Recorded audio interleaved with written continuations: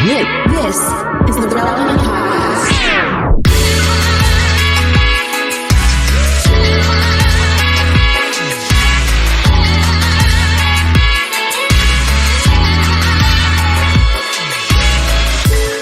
It's episode 1049, and it's the Relevant Podcast. Here in Orlando, I'm your host, Cameron Strang, and joining me from Loverland, Virginia, is Jesse Carey. Hello, hello. And from Nashville, Tennessee, our managing editor, downtown Emily Brown. Hey, y'all. Once again, Derek Minor and Jamie Ivey are off. We thought the last couple episodes, it would be kind of a one-time event, two-time event. Lo and behold, yet again, they blew us off. No, if you've been following Derek on social media, you know what he's doing. He is traveling right now. He's speaking at colleges and churches and previewing his new album that's about to come out. He's playing it. It's a listening tour. A listening and speaking tour, I guess, is what he's doing. It's really cool. I haven't seen many artists do this, but it's an interesting approach. But anyway, he's on the road right now. He will be back very, very soon. Not to fret, as will Jamie. Nice. I don't know what she's up to. I think she's just sleeping in. I don't know. I don't know. I feel like she's kind of conquering the world. She's doing so much right now. I do too. She's secretly taking over. The rational mind in me is telling me that she's got a lot of, very substantive, professional, and personal and spiritual obligations. The other side of me is saying she was so disciplined in January that she is just out there living her best life. It's like road trips to like Vegas and like the Bahamas and No.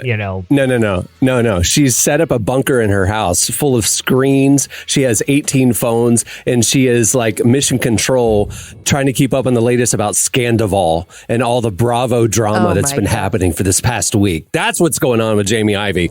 She just can't break away to do a podcast. She has to know the latest on the Vanderpump Rules drama that's happening in real time right now. It's taken over the internet. It is funny. Jamie can't be here with us. I know nothing about that other than I saw a headline on some entertainment website that I peruse occasionally. Dude, the New York Times is covering it. It was the front page. Rolling Stone.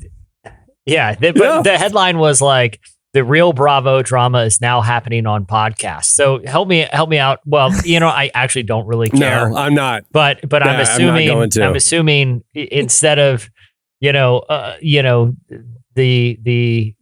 ladies of that franchise hashing out their differences over brunch and thrown mimosas and Bloody Marys. They are no. This is not a housewife situation. This is Vanderpump Rules, which is the young Hollywood. It was the Sir restaurant, the bartenders and waitresses show.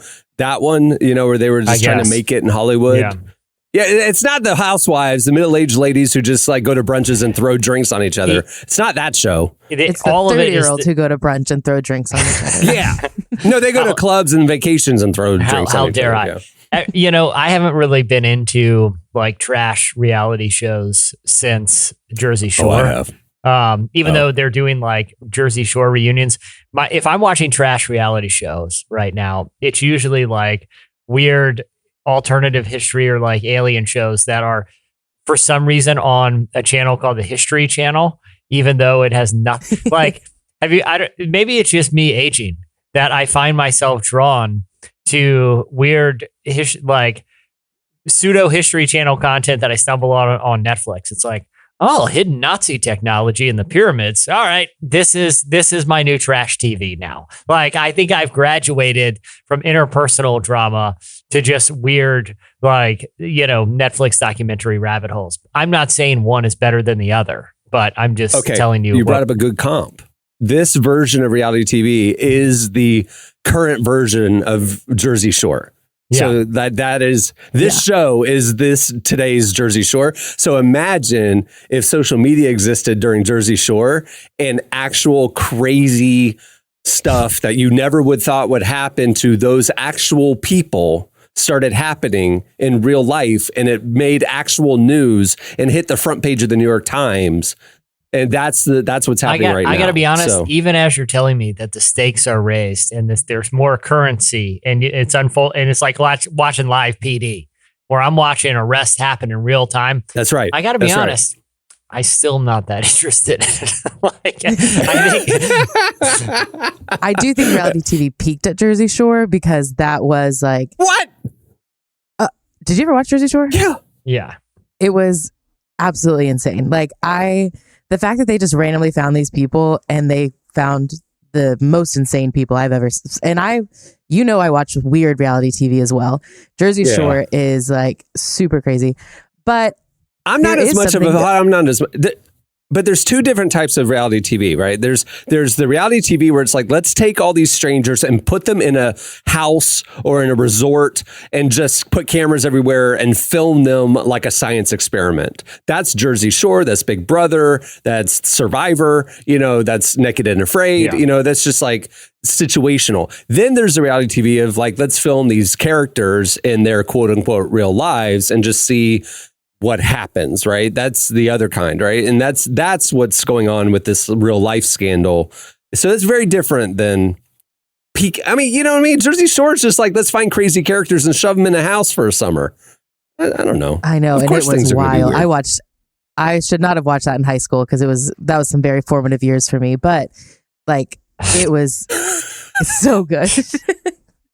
Did you start dressing like Snooki or something? What do you mean? It seems No, more I was a cautionary than Baptist. anything. I kind of had to be like covert about it because I was like a good church girl, but like I would come home from youth group and watch the latest Jersey Shore episode because it was fascinating to me because they lived basically the exact opposite lives I was living. And you know this, I like to watch reality TV shows where I don't understand their lifestyle or culture. Like there's something about the Housewives, Kardashians. I've seen it enough that I'm like, I get how you operate, whatever.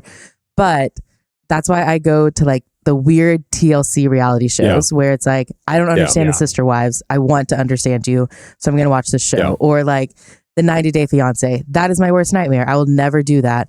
But I am fascinated by people that would like do married it. Married at first sight, like weird social experiments. Yes. Yeah. Oh my gosh. So cringy and weird. I love it. I watch anthropologically as well. Like I want to understand these people whose values or lifestyles are completely different from mine. I agree with that. I'm drawn to that as well. I got to be honest though, and I think we mentioned this last or in a recent week, but like, okay, the climatic moment for any of those shows, the one that the episode builds around. The wine toss? Basically, it's some sort of physical confrontation, right? Flip the table. Yeah, flip the table, throw a drink, pull some hair, or it's some sort of shocking revelatory thing, right? That is just mic drop. I cannot believe they just admitted to that. Whatever's happened to the TikTok or the Twitter algorithm, basically it's just fast forwarding to that. It's weird fight videos at restaurants. Okay, like someone throwing a milkshake at a McDonald's, and then just the kitchen unloads, or like a Waffle House dispute turns into like Royal Rumble, right? Like so many, or like some sort of, overhearing a couple in some, crazy TikTok video or some gym confrontation or someone on TikTok, like, you're not going to believe it. I married my neighbor's babysitter from growing up. What? You know what I mean? Like some sort of weird, like that's basically Twitter is just fast forwarding to the climactic scenes of any of these reality shows, putting it in 15-second clips and scrolling. I think they're just tapping into what people watch the reality shows and are just cutting right to the chase. In some cases, literally a chase. Literally the chase. Yeah, that's true. That's a good point. All right. Well, that's why Jamie's not here, is she's created a bunker to keep up with the latest on the Scandival situation. Real quick, this is a great idea for his next social media app. Just call it Trash, right? Like if you're wanting content, and it just has different verticals. It has like awkward arguments over, someone eavesdropped with their cell phone. One is confrontation on airplanes. There could be a whole content vertical for that. One could be fast food fights. It's just all the trash content that like clogs up our social media. One can just be like insane conspiracy theories from your uncle or whatever. Like each vertical, it It's not that that's going to go away. Well, why don't we just put it on its own social media site? Take it off all the other ones. And if you just want to get your fill of someone, getting pushed into a deep fryer in the back of an Applebee's, there's a feed for that. But let's just keep it There's an off app Twitter. for that. Let's just call it the trash app. And every once in a while you get trash fix, but let's just keep it off the other ones. I don't know, just an idea. Maybe that's what Jamie's working on this week. I don't know. She's very busy. Well, we have a great show in store for you today. Coming up later, we talk to Melodie and Malone from Passion, one of our favorite worship outfits, obviously. I mean, they're the OGs, right? We've talked to Kristen Stanfield from Passion before, but we haven't talked to Melodie. We're excited to have her join us, so don't miss that. We also have your feedback at the end of the show, but stay tuned right now. Up next, it's Relevant Buzz. It's a good one. My religion is a piano hanging over my about to break free, and I see it moving. Gotta pick up the group and let go. Everyone I know is running from the afterlife. Hey, make it sound sweet. This is the last chance you can count on me. 1, 2, 3, 4. Everybody get on the dance floor. 5, 6, 7, 8. Small ladies living one. You're listening to Portugal the Man. The song is Dummy. Well, today's show is brought to you by a new movie, Jesus Revolution. Now, revivals we can talk about a lot right now. Something big is happening. It's sweeping the nation, city by city, stirring hearts for Jesus. Revival has happened before. Jesus Revolution, the new film from the creators of I Can Only Imagine, tells the story of the last great awakening in America. 50 years ago, a Jesus Revolution blossomed in Southern California, and thousands of lives were changed. The film follows a young Greg Laurie who's searching for all the right things in all the wrong places until he meets Lonnie Frisbee, a charismatic hippie street preacher. Together with Pastor Chuck Smith, they open the doors of Smith's languishing church to an unexpected revival of radical and newfound love, leading to what Time magazine dubbed a Jesus Revolution. Join us for Jesus Revolution in theaters nationwide beginning February 24th. It's out now. Find tickets at your local theater or at tickets.jesusrevolution.movie. Again, you can get tickets at your local theater or by checking out tickets.jesusrevolution.movie. Okay, it's time for Relevant Buzz. All right, Emily, tell us what's happening at the intersection of faith and culture this week. I want to start off talking about some new legislature that Congress has passed that would make banning TikTok like an actual thing. For years, congressmen and women have shared that they want to ban TikTok nationwide. We've kind of heard this and just blown it off. Like, are they really going to do this? How are they going to do this? All of that. And a lot of states have actually banned government officials from using the app. So it's not really the most far-fetched idea, but everyone has just kind of assumed that when it came to the whole nation, it would never really happen for a variety of reasons until now. Congress passed the Deterring Americans Technological Adversaries Act last week, which gives Biden executive power to ban the app. There's some other things in it too, but most importantly, to ban TikTok if he decided to do so. Now, obviously, the question on everyone's mind is, why would he do that? It's used so much. There's like millions of people who use it every single day. A lot of people have started building platforms and basically careers on it. So, what's the reason for banning this app? And basically it all boils down to national security. Congress is concerned that because the app is owned by the Chinese government, it's hard to monitor if users are sharing or uploading content that could cause damage to our personal safety and just really the safety of the country. The committee chairman behind the legislature kind of shared the reasoning behind it. And it's really interesting what he said. He said, "How can we ban TikTok among ourselves and not ban it for our children? That is the moral question of today and of our time. TikTok is a modern day Trojan horse of the Chinese Communist Party used to survey and exploit Americans' personal information. In other words, it's a spy balloon in your phone." Ooh. I have a question. I'm not a big I'm not a big native TikTok person. I don't have TikTok on my phone, but I'll see TikTok videos embedded and things like that. But and I'm not saying this isn't the wise or smart thing to do, but I don't know, the sort of libertarian leaning in me is what's the legal precedent that the government can just tell you what kind of apps you are and aren't allowed to put on your phone. Like if I have an app that they're telling me, hey man, this is taking your data, or this is, surveilling your usage, and you agree to it because it's buried in the terms of use agreement. Like, is there a legal precedent? Yeah. Like, so it's national security. So they're saying with the location data, with the facial recognition, with location video, that if the Chinese government took the data that TikTok has on its servers, it could piece together basically a complete Google Street View of everything going on in America and all the people in America. And that's a national security concern. but they're like, I get if I'm a federal employee and I'm using like a government device, right?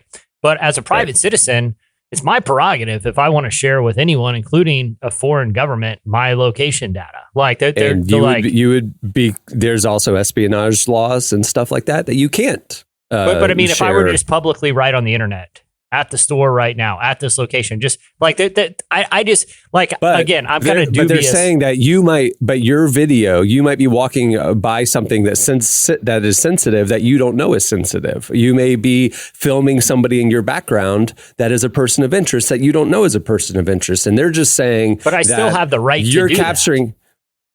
But they're saying you don't. So national security concerns that they don't want to open up that Pandora's box, and that they don't know what the Chinese government is going to do with the potential of what TikTok is doing. And there's like 300 million Americans using the app, and it's just like gotten out of control, and the government is not comfortable with it. I think it's a power play of, basically saying, China, you've taken too much of our intellectual property. And, obviously there's a big tech Cold War going on right now.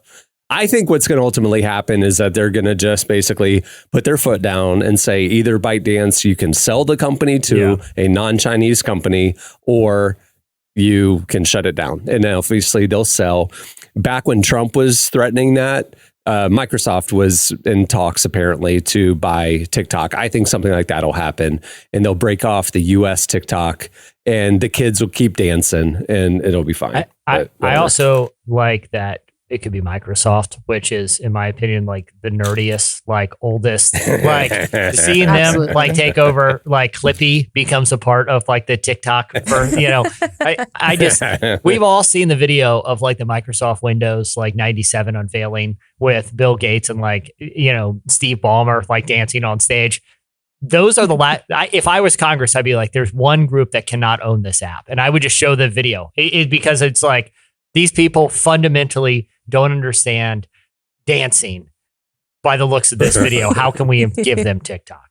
Interesting. All right. What else do you have? I want to talk about Joyce Meyer, televangelist, we all know, at age 79. Great preacher. Great preacher. And now a tattooed woman. Come on, Joyce Meyer. She shared in a sermon recently that she got 2 tattoos, and her husband also got a tattoo. She has a tattoo on her back, and she has one on her foot. And she didn't show the ones because, she's a classy lady. She's not just gonna like take her jacket off and show. We saw the one on her ankle because she wore capris. Sorry. Yeah, because she is 79, so she was wearing capris. I think the one on her back is a shoulder to shoulder eagle or cross with Jesus. Yeah, hanging on the cross. It is a cross. It's a cross, and underneath it says, "I belong to Jesus." But on her foot, she just has the word love because she wants to be reminded to walk in love. I was really hoping it was the old Lord's Gym shoulder, that whole full back piece where it's like Jesus doing a push up with the cross. You remember those Lord's Gyms? Well, she didn't show the picture, so we don't know. Maybe it is that.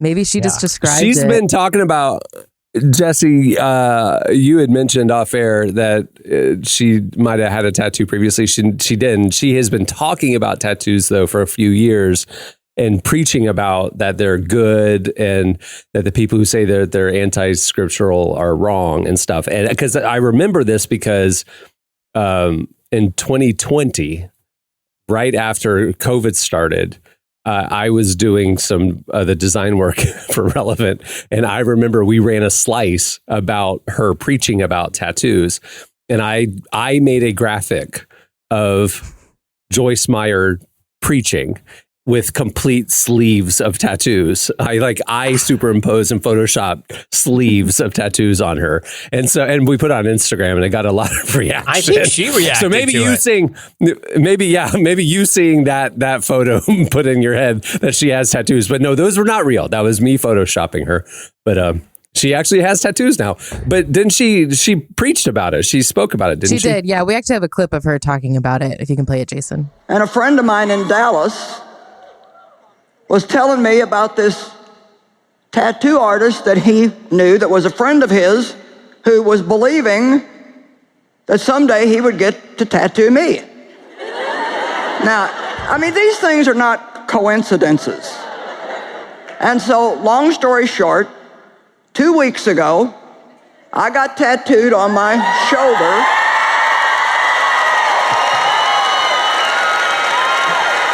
I have a nice little cross back there, and it says, I belong to Jesus. And just for good measure, I put love on my foot to remind me to walk in love. Dude, please, if you're listening to this, like Kenneth Copeland or one of you old OGs that are still out doing your thing, I'm going to say without comment because people can just presume what my opinion on them is. But please, go get the Post Malone. Like, do full Post Malone. I want to see Always Tired Under the Eyes. I want to see at least some, like, maybe the Justin Bieber necks, the neck tattoos. Yeah. Doesn't Post Malone have like barbed wire on his forehead? He does, and he has like a sword, I think, on his face. I just want one televangelist to go full on Post Malone. I can Photoshop that and show you what it would look like. I can Photoshop that on Kenneth Copeland's face, and if you want, just the sword of the spirit. I actually know this for a fact, for Halloween costume purposes, that you could buy the full Post Malone face tat kit and just go ahead and do a replica. Listen, it's not going to hurt anything to do one episode of like Find Your Faith Today, or whatever one of these shows are, with the full Post ink. Just one time, just see what those seed faith donations, see how they perform at the end of the show. You go one episode full Post. I'm just tossing it out there. I was with my brother the other night at the Magic game, and I told him this because we come from the same family, and my parents do not approve of tattoos, and my parents come from the same world as Joyce Myers, and so and my brother is very tattooed. And it has been a thing in our family, And so I was telling him to give him ammo for the next family gathering. Hey, by the way, Joyce Myers got tattoos. And he's like, who's that? And I was like, one of mom and dad's people. And he's like, well, it seems like just everybody has tattoos now. I mean, what's the big deal? And I was like, I don't. But I mean, I was trying to give you ammo, dude. Like, tell mom and dad next time they look disapprovingly at you, at your arms, that one of their mentors and peers has tattoos, man. Would you rather, what would be more satisfying if you were to turn on TV and like Pat Robertson had either the Mike Tyson tribal eye ink face tattoo or like a Lil Wayne, Post Malone kind of inked up face? What would be more satisfying? I kind of think the tribal eye tattoo, personally. The Pat Robertson goes tribal?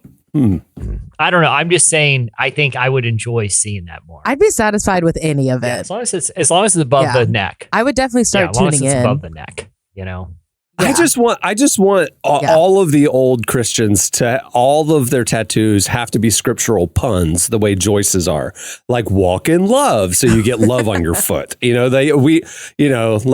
feet are shod with the gospel. So they tattoo the word gospel under their foot and all this stuff. We need all the puns, or like the whole suit of armor, the gospel of the armor. They could just get all that all over their body. I mean, oh yeah, isn't there like something on like this armor of God, like that you can put on your head? Because I would pay good money to see one of the televangelists. The helmet of salvation. The helmet of salvation. There we go. Yeah, especially some of those bald ones. Make it a little design. It'd be fun. Yeah, like the Travis Barker. You just tattoo on fake hair. That is like a cool design. You know what I mean? Like, One of them could pull it off. I like it. Yeah. I like it. Yeah. All right.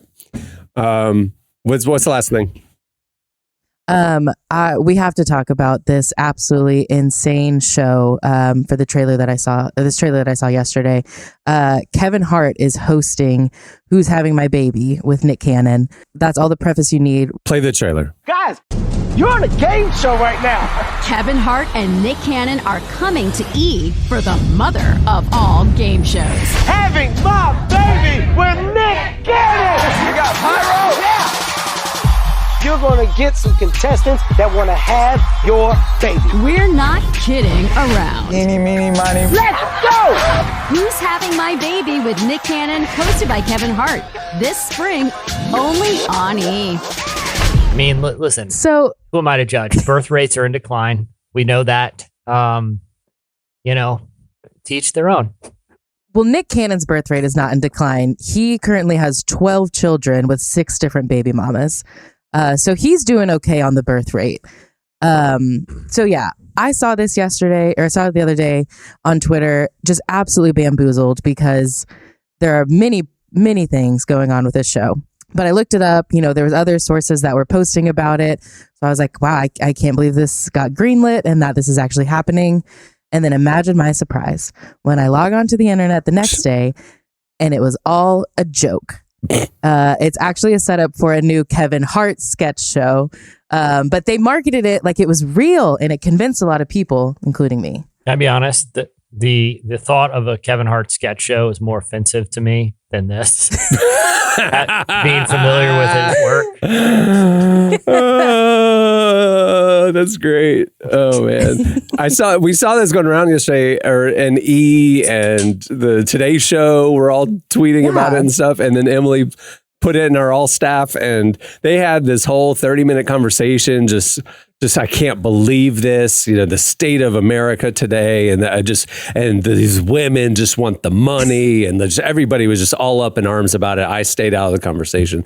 And then this morning they revealed that. Look, and it's not even prank. April Fool's. Like it was a terrible prank. Oh, it was great. Look, it's nothing personal. It's a matter of taste, I guess. But I can't remember one thing I've seen recently. I'm like, oh, cool. Kevin Hart's in this. You know what I mean? It's always like, I guess I'll, you know what I'm saying?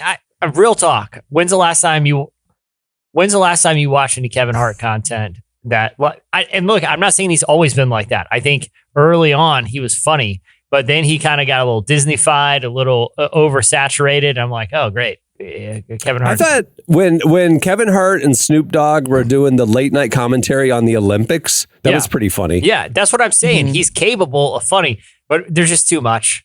Yeah, I feel like every commercial, every 5 commercials has Kevin Hart doing the same thing, which is him talking a little bit overly loud about the product. Yeah, you know what I mean. And that's pretty much the entirety of the joke. Like it's just too much. I say tack back, K Hart. Like take a beat. Take the Seinfeld thing. Go down on top. Let people, build up the appetite a little. I don't know. Well, it's like an album. You can't have all hits. You got to have a hit, and then you got to pull it back and have some ballads, and then you build back up to the next hit after a few tracks. Kevin Hit's just coming out screaming, and he's not taking a break. You got to go away for a while to build anticipation from your fans for your next thing. Look, and he's just not doing that. It's too much. It's oversaturation. Yeah, he's in too much. It's like 1 minute he's like in a State Farm insurance commercial. Next thing he's like sitting in the NBA studio. Next thing it's everywhere. We just need a break. Like there's a reason when an artist puts out an album, it's a big deal because he put them out like one every 2 years. This is like putting out like 7 albums a year. We've just got enough. We just got enough right now, Kevin Hart. We don't need the sketch show. All right. That'll do it for Relevant Buzz. Make sure to check out relevantmagazine.com for the latest of what's happening at the intersection of faith, life, culture, justice. We're publishing all day, every day. Follow us on all the socials for the latest. Thanks, Emily. All right, stay tuned. Up next, Melodie Malone from Passion joins us.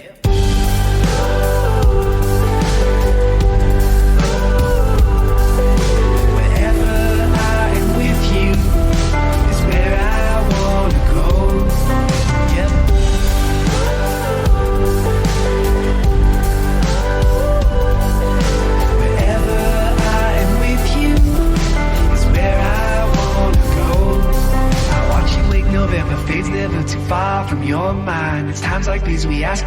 You're listening to the National Parks. The song is Rodeo.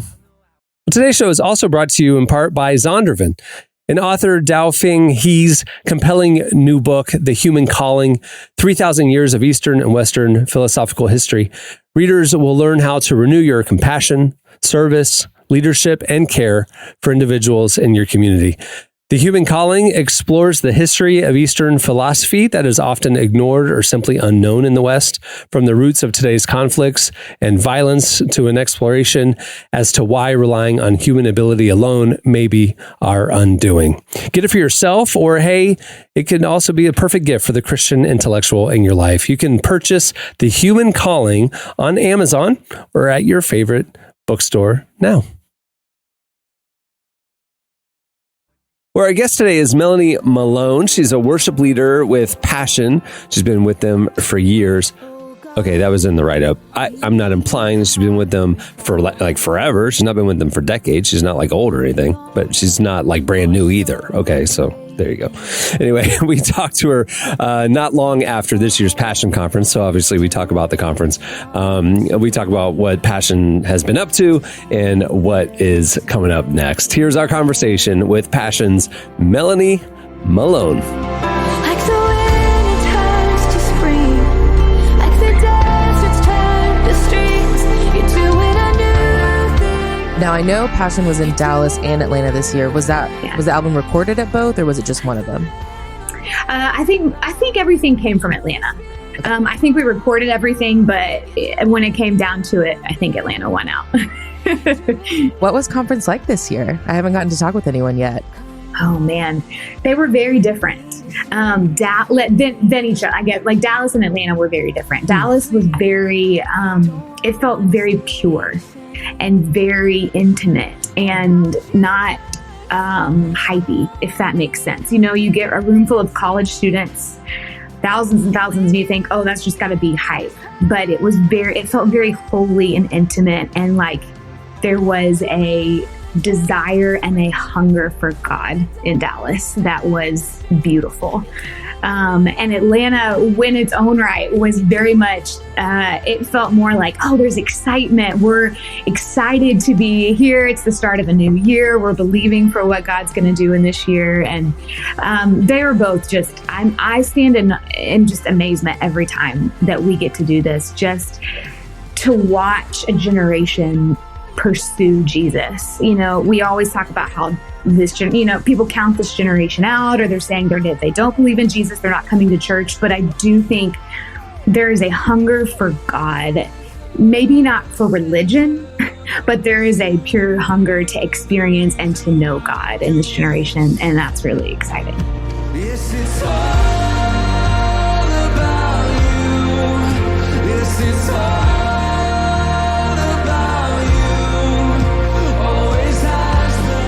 You know, when y'all were singing these songs at Passion, were there any that you felt maybe like really struck a chord with students, or just maybe had like a really powerful moment? Yeah. I mentioned I've Witnessed It, the title of the record. I think that song is one that I was able to bring to the table this year. And it's kind of crazy. And I love it because we wrote it back in the summer. And I don't think I knew how much I needed that song when I wrote it. And then as we started to lead it, just to see how much it connected with people, I mentioned the word witness, and I love how Eugene Peterson comes around this word, because he says that a witness is someone who's not at the center, but points to and names the thing that is at the center. And I think as believers in Jesus and God, like that's our purpose. It's like we are here to point to what we've come to know, and who we've come to know is at the center of all of this. You know how it says in Colossians, like that it's in him and by him and for him that all things were made, and in him all things hold together.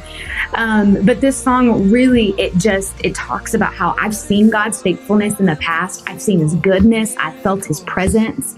I have experienced his salvation. And because of the resurrection, I know all of these things are true. I have witnessed his goodness with my own eyes. I have witnessed healing. I've witnessed salvation. All of those things things, I've seen it. And so in the days that it doesn't feel true and the days that it feels like, I don't know if I can believe that again, it's a song that helps me remember that and say, no, I've seen it. I remember, like, I experienced this with God. And so I'm gonna choose to praise him today because he is always worthy, and believe for the future. Like that, if I've seen it once, that I'm gonna see it again, because it's always possible with Jesus.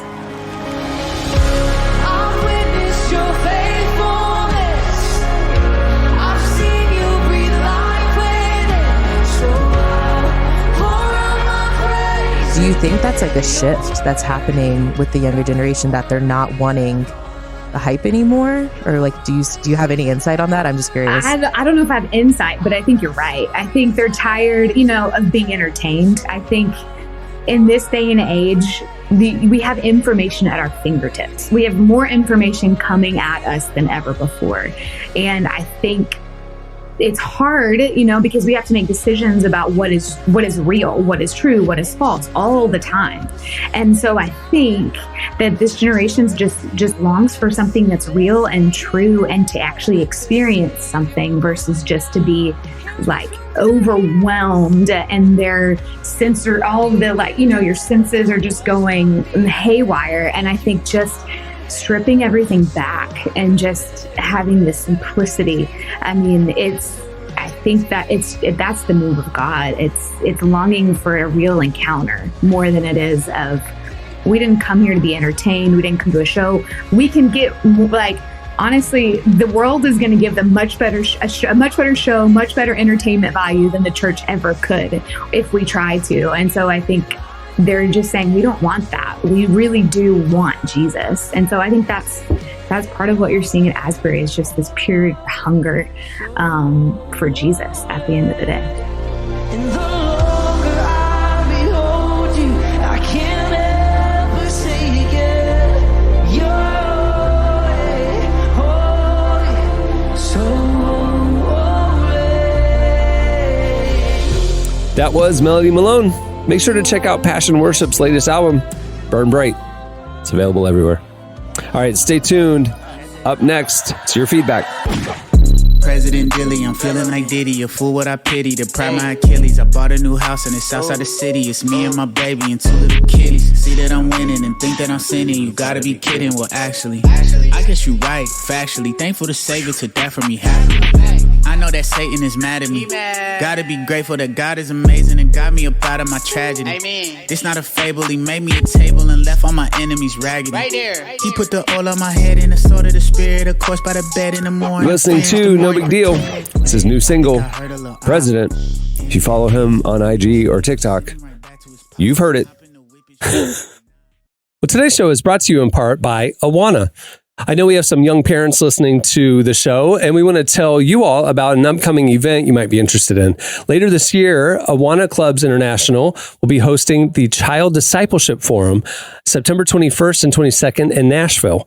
As parents are becoming increasingly concerned about the ways culture is shaping and impacting the next generation, the Child Discipleship Forum will offer biblical, research-backed insights on how to form resilient faith that will stand up to the cultural pressures surrounding kids today. It's an important topic.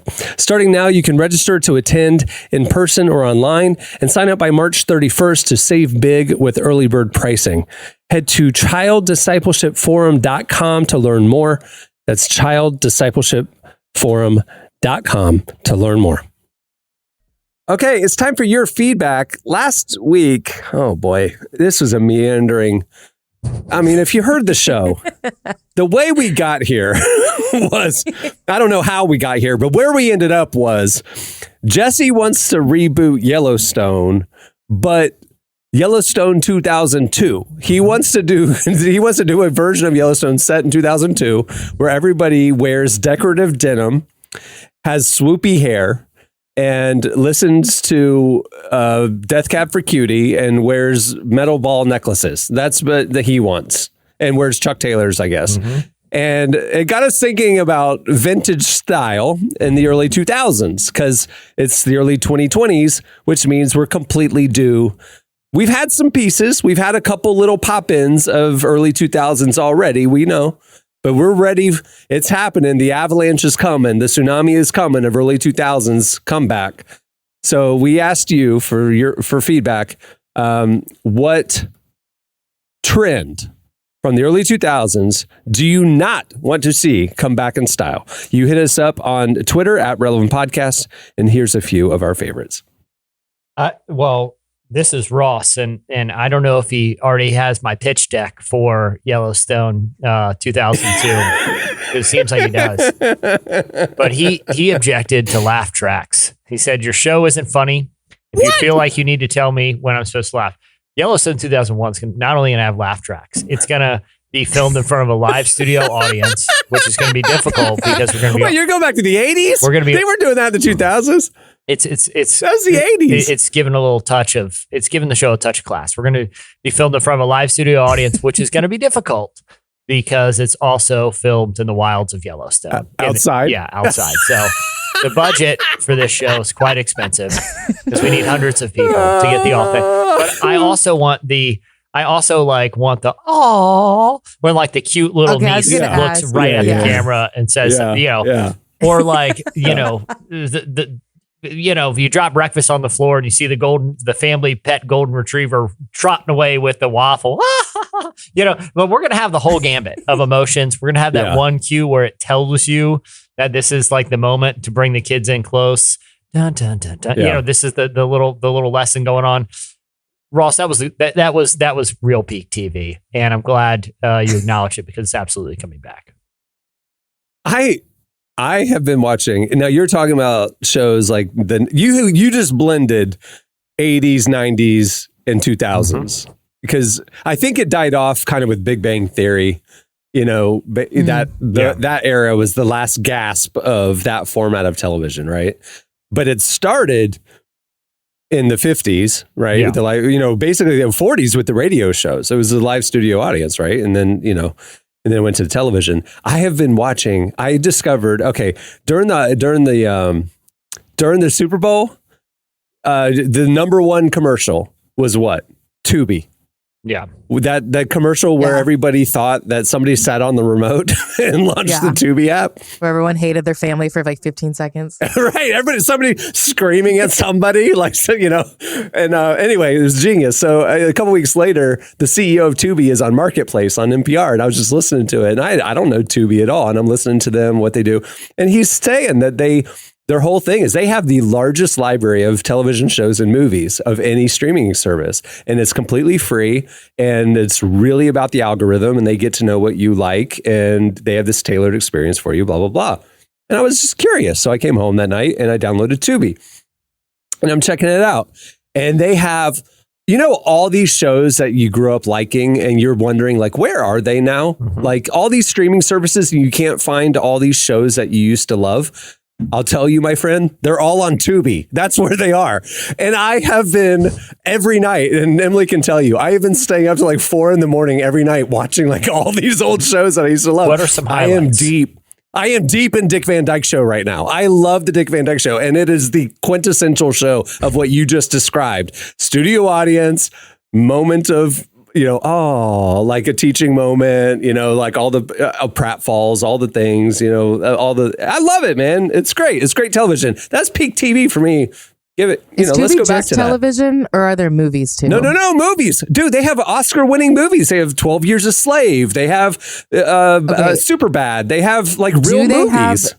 Do they have the Mary-Kate and Ashley catalog? Because I have been looking to watch some of those movies. I didn't go that... I didn't go in that category of the algorithm. I'd be curious where those ended up. Who bought the rights? That is a priceless catalog. So I might get Tubi if they have Mary-Kate and Ashley.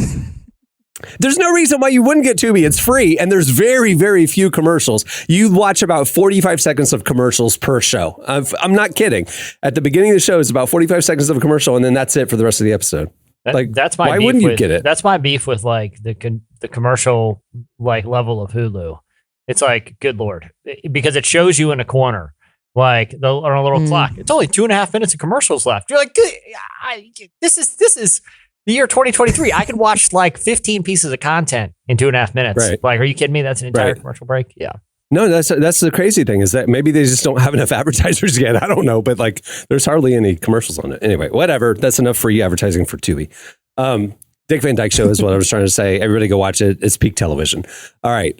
What else feedback wise? Emily, although I do want to clarify, her Twitter name is Emily spelled correctly, and she spells it Emilie. That is not correct. I'm very strong about that. But she suggested low-rise velour tracksuits with words on the butt, aka specifically juicy. Oh yeah, no, bring them back. Bring them back. Think Paris Hilton, Mary-Kate and Ashley. Just bring them back. Like iconic tracksuits. I have mixed feelings about it because the velour tracksuit part with the words on the butt, such a funny image. Very like I'll see people dress up for as Halloween, and I think it's funny. I don't like the low-rise part. That. Absolutely no one looks good in low-rise pants. If you think you do, you're lying to yourself. I'm sorry. It has to be said. No one looks good in them. It is just... I'm sorry, but when women's pants went from low to normal to like these mom jeans, like halfway up their torso, I just missed the normal to lower cut of pants, and I'm glad that they're going back that direction. I'm sorry to say, Emily. It is shocking how like low some of those like pants were though. Like I was watching a movie a couple months ago, Cameron Diaz movie, and she had on these low-rise pants, and I was shocked because I don't understand like the physics behind them, how they were staying up. Because I was like they're barely above the leg. Yeah. They ended at the top of the leg. Yeah. Yeah, I was like, I don't understand how, one, these passed as pants, and two, multiple people wore them and thought they looked good in them. Like, and I love they were connected leg warmers. Yeah. Yeah. And I was like, she could have put on, like, add 2 inches to those pants and we would have been just fine. I feel so. Tracksuits, yes. Low rise, no. Well, Georgia said choker necklaces, which, you know, I could see that. I could see that coming back. Or, you know, Georgia said she doesn't want to see those. Well, they are a hair's breadth away from like those puka shell necklaces.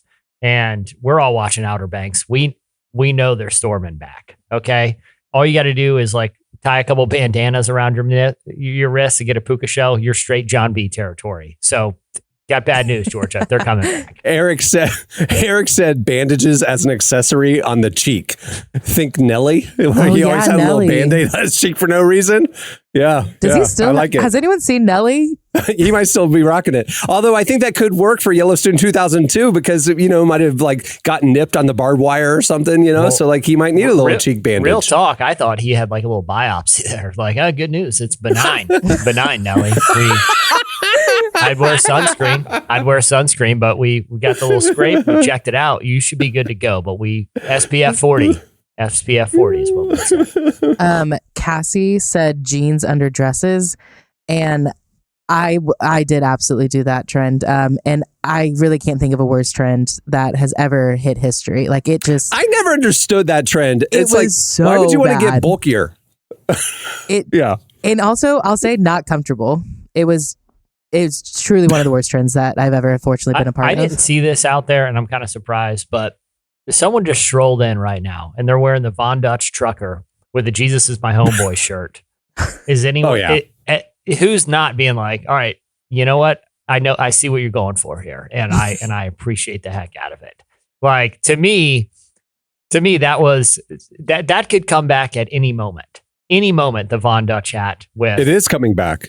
It had a moment in 2000. Like there was a minute there where there were a lot of influencers wearing Von Dutch hats. It's kind of died off a bit, but I think it could easily come back again. You just said 2000. Sorry, 2020. Sorry. Yeah. There was a little bit of a comeback of Von Dutch. You're right. It was like coming back ironically, and then it didn't quite catch. You're right. If I had a Jesus is my homeboy shirt, it would be back in rotation. There's no question. Oh, absolutely. Absolutely. That was a clutch item from that era. Okay. I agree with Craig. He says the fedora, the Justin Timberlake fedora. If I never see one of those out in the wild again, I will be a happy person. And then we would never work for Yellowstone 2002. So see the thing about the fedora, the age limit to wear it, like the floor is extremely high. Let me just say that. Right. Nothing below 70, right? Exactly. But then then it's a whole vibe. You know what I mean? If you see yeah. if you see a 70-year-old guy having a cup of coffee, reading the newspaper, wearing a fedora, that guy's seen some stuff. He's probably got some good stories. That's the coolest dude on the block. Yeah, Absolutely. Exactly. Yeah. Yeah. I'm okay with fedoras because if you wear one, that kind of lets me know that you're like a red flag and I should just like stay away from you. So if you're wearing it, that just tells me more about you than I need to ask. Or like, unless you're over the age of 70 and you have it with Then like it's a cool endearing. duster or something. Yeah. And you're like, that guy has probably solved a murder at some point, like a very complex one, like Glass Onion style. Yeah. Yeah. Michelle says designer facial hair. She sent a picture of that one guy from the Backstreet Boys that had like the pencil shoestring beards and the shoestring goatees and all this very, very sculpted. I still see it, not maybe as much on white guys. I still see it around. Oh, a little bit, but I've seen it in the wild quite a number of times because I mean, here's the thing: like, if you go to certain establishments, right? And I'm thinking, yeah, okay, I'm just going to say it, all right. And this isn't because I frequent there, but we've all had the experience of walking by there. If you go to a chain restaurant bar, okay, on a Friday night, you're going to see a lot of fashions, like items that people just stopped evolving in about 2003, 2002. Like, you will see the Affliction, like bedazzled back pocket jeans. You will see 100%. that thin facial hair. I'm telling you, go into. You will see frosted tips, spiky hair. Yeah, with the same guy. He's wearing all of this. I'm telling you, roll up to your local like TGI Fridays, but just the bar section on a Friday night. You could go even Cheesecake Factory, a little classier there, but you're going to see fashion that look like it's straight, 2003 and just got stuck in ember like one of those mosquitoes in Jurassic Park. That's what chain restaurant bars are these days. And I appreciate those guys. It's the Guy Fieri situation. It's like most people, I'm not going to say everybody, most people, guys in particular, you can tell the peak year of their life because their music taste and fashion stopped there. Music taste, fashion, and haircut stopped there, whether it be high school, college, early 20s, mid 20s, late 20s, whatever.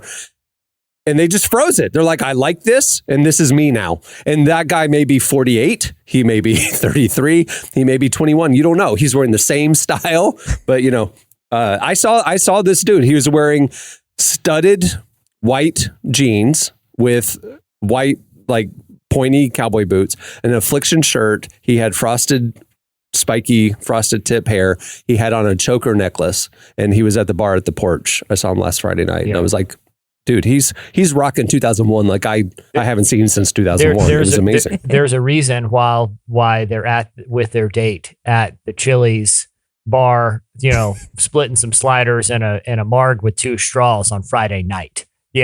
Life has just paused. It is on a hard pause, and lifestyle choices just never moved on. And, right. They live simpler lives. And who am I to judge? Right. No one. Yeah. All right. That's your feedback. There's more where that came from. Go check out everything look at our mentions at Relevant Podcast on Twitter. Okay. It's time for this week's editorial question of the week. Hey. Okay. Well, earlier in the show, we were talking about Scandival. And if, who knows? It's so fast moving that by the time this comes out, which is 2 days after we're recording it, who knows what might have happened? God may have just Scandival ushered in the apocalypse because this was just it hit the point. It was the final pale straw white for him. horse emerges. Yeah, finally, the 7th seal will be broken, and finally On move us into the Vanderpump next chapter, the final chapter of the tribulation. Thanks to them. Wait, isn't riding the white horse doing cocaine? Maybe that is what's going to happen. I don't know. Anyway. I got us thinking about guilty pleasure television. And so here's the deal.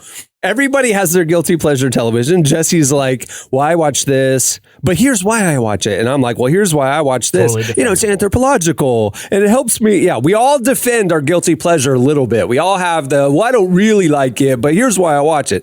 We want to know your guilty pleasure TV and defend it. Like, it gets a bad rap, But tell us why you watch it and why people should give it a chance. That's what we want. We want to know your guilty pleasure and why it shouldn't get a bad rap, why you watch it and why you think more people should enjoy it as well. Hit us up on Twitter at Relevant Podcast, or you can tell us in the IG story when we post this question as well. That's a good one. I like it. What's yours, Emily? I don't even know. What's your guilty pleasure? I do not feel guilty about it, but it is probably Sister Wives or any of the TLC shows. They do get a bad rap. So what's your defense for it? They are the most fascinating people on TV because there is no one else like them. The amount of just the way that they like suspend reality to live in their world is, I cannot explain it. You have to watch all 17 seasons to understand them, but it is incredible. Yeah, okay.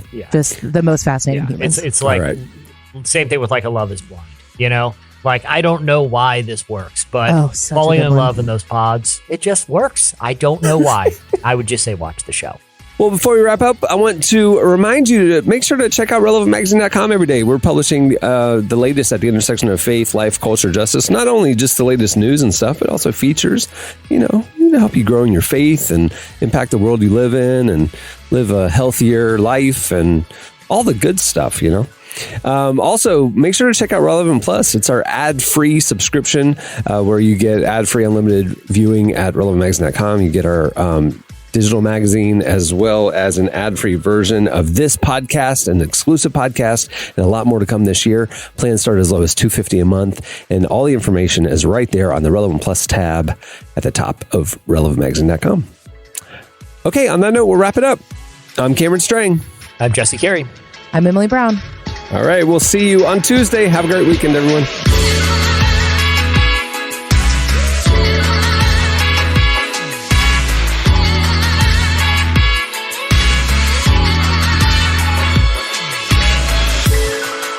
Thanks for listening to the Relevant Podcast. Check out our features, interviews, and news updates every day at relevantmagazine.com. And make sure to follow Relevant on Facebook, Twitter, and Instagram for the latest. For more great podcasts, browse the shows on the Relevant Podcast Network, which you can find at our site. And while you're there, don't miss the all-new era of Relevant Magazine. A new issue releases every other month at relevantmagazine.com.